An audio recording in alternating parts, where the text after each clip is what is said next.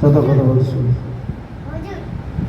নামাজ এমন একটা আমাল, কোনো মানুষ যদি না পড়ে, মনে রাখবে ভালো করে, যে বেঁচে থাকতে নামাজ পড়বে না, যে বেঁচে থাকতে পড়বে না, তার মরার পরে নামাজ পড়িয়ে লাভটা কি? মরার পরে নামাজ পড়ে লাভ আছে? তো বেঁচে থাকতে দুনিয়াতে ঘুরে বেড়াচ্ছে, সব করছে, খাওয়া দাওয়া সব হচ্ছে, কাজ কাম সব হচ্ছে, 10 মিনিট আল্লাহর কাজটা হচ্ছে না। 10 মিনিট আল্লাহর কাজটা হচ্ছে না, বাকি দুনিয়া সব কাজ তারা করে নিচ্ছে। এই বাড়ি চলে, এই বাড়ি চলে। দুনিয়ার সব কাজ যদি করে আর যদি শুধু নামাজ না পড়ে, তো মনে করতে হবে আল্লাহর কাছে এর কোনো দাম নেই।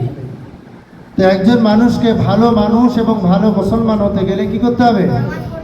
নামাজ পড়তে হবে, না নামাজ পড়তেই হবে। নামাজ এটা অবশ্যই মানুষের জন্য জরুরি আমল। প্রতিটি মেয়ে ছেলেকে, প্রতিটি পুরুষ ছেলেদেরকে, পুরুষ এবং মহিলা উভয়কে নামাজ পড়তেই হবে।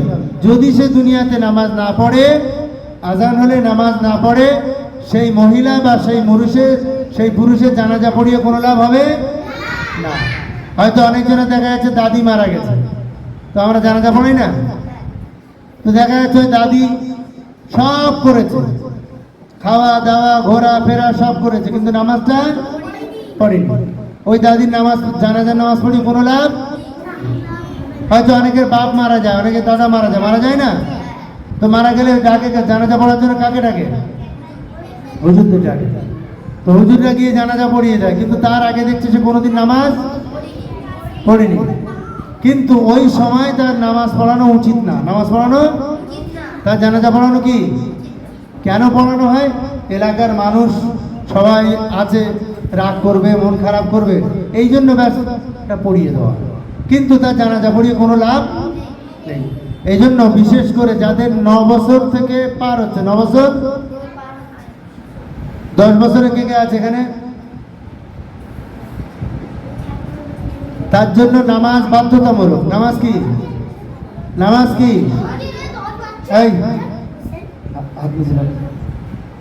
9 বছর পার হলে নামাজ কি তার জন্য বাধ্যতামূলক? পড়তেই হবে, বাধ্যতামূলক পড়তেই হবে। কারণ আমি সুস্থ শরীরে যদি আল্লাহর সাথে সম্পর্ক না করি, সবাই বলো, আমি যদি সুস্থ শরীরে আল্লাহর সাথে সম্পর্ক তৈরি না করি, মরার পরে আর সম্পর্ক তৈরি হবে? তখন তো উত্তর দিতে হবে আল্লাহকে, কি করেছো বলো। তো তখন বলবে, আল্লাহ যখন আজান হতো একটা কুকুর ল্যাজদানি নিয়ে ঘুরে ঘুরে বেড়াতো, আমিও ল্যাজদানি নিয়ে ঘুরে ঘুরে বেড়াতাম। কুকুরের নামাজ পড়া করে দিন, তো কুকুরি মাথায় আল্লাহ বুদ্ধি দিয়েছে? তা আল্লাহ আমাদের মাথায় বুদ্ধি দিয়েছে। যারা নামাজ পড়ে না, অনেক মেয়ে ছেলেরা বাড়িতে থাকে, সব হচ্ছে নামাজের সময় এই ব্যথা, ওখানে ব্যথা, পেছনে ব্যথা, সামনে ব্যথা, মাথায় ব্যথা। অনেক বাড়া ছেলেদের দেখো এমনি ঘুরে বেড়াচ্ছে, কিন্তু যে নামাজের কথা বলবে আর সময় পাই না, একদম কত কি হচ্ছে। অথচ দেখো ওই মানুষ এমনি বসে যাচ্ছে 2 ঘন্টা 3 ঘন্টা করে, 10 মিনিট নামাজ পড়ে না, 10 মিনিট নামাজ পড়ে না। এই জন্য আমরা চেষ্টা করবো সব সময় স্কুল থেকে এসে বাড়িতে সময় পেলে, মহিলারা, এই মেয়েরা স্কুল থেকে এসে বাড়িতে নামাজ পড়ে নিতে হবে। ছেলেরা মসজিদে আসতেই হবে নামাজ পড়তে। কথা বুঝে আসছে? এই জন্য যখনই সময় পাবো মসজিদে আসবো, সময় না পেলে বাড়িতে উজু করে 4 রাকাত কমসে কম ফরজ নামাজ পড়ে দেবো, 4 রাকাত। কিন্তু নামাজ ছাড়া যাবে। যার দুনিয়াতে বেঁচে থাকতে নামাজ নেই, যার বেঁচে থাকতে, তার মরে গেলে জানাজা নেই, তার মরে গেলে জানাজা নেই। ওই যে এমনি পড়া এমনি পড়িয়ে দেয় বাঁচার জন্য। কথা বুঝে আসছে? এই জন্য আমরা সবাই নামাজ পড়বো ইনশাআল্লাহ। আচ্ছা, আর একটা বাকি আছে, আর একটা সুন্নাত বাকি আছে, বলো দেখি। ছেলেদের মতো বলতে হবে, ভেবে বলো ভালো করে, যে সুন্নাতের উপরে আমল করো। বলো বলো, আল্লাহুম্মা। দুধ পান করার পরের দোয়া। আচ্ছা, আমরা দুধ চা কারা কারা খাই?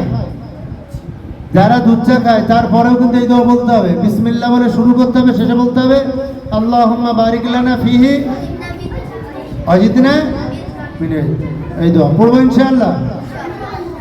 চলো, আল্লাহ আমাদের আমল করার তৌফিক দান করুন।